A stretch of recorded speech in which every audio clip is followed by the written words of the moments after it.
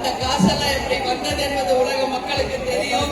யாராக இருந்தாலும் மதசார்பற்ற கூட்டணியினுடைய வெற்றி வேட்பாளராக அண்ணன் ஸ்டாலின் அவர்களால் ஆசீர்வதிக்கப்பட்ட வேட்பாளர்